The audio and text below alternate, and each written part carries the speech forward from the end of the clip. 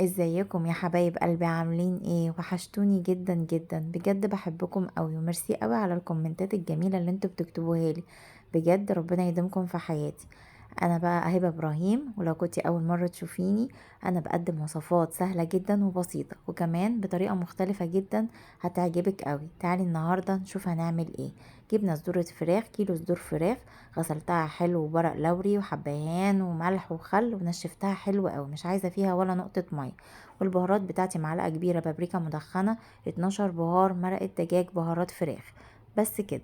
هبدأ اجيب بولة واحط فيها كل البهارات بتاعتنا، واحط عليها معلقة باربيكيو او صويا صوص، وعندي معلقة كاتشب كبيرة، وقلبت كل الخليط ومعلقة خل وزودت عليهم نص كوباية مية بقى بنفس القوام ده. هبدأ اجيب الفراخ بتاعتي الصدور كاملة كده وهغمسها كلها. انا عايزاها تتبل بالتتبيلة كلها، تتشرب منها من الاخر.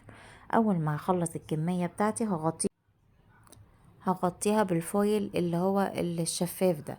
وتمام بعد اسيبها لمدة يوم كامل، وبعد كده هفتح عليها واجيب الجريلا بتاعتي واحط معلقة سمنة كبيرة، واول ما الطاسة بتاعتي تبقى سخنة هديها صدمة جامد عشان ما تسردش مية.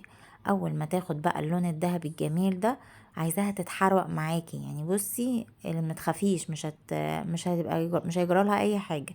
انا عايزه اللون ده اللي تاخده. هنزل عليها بكوبايه ميه سخنه من الكتل واغطي عليها على نار متوسطه.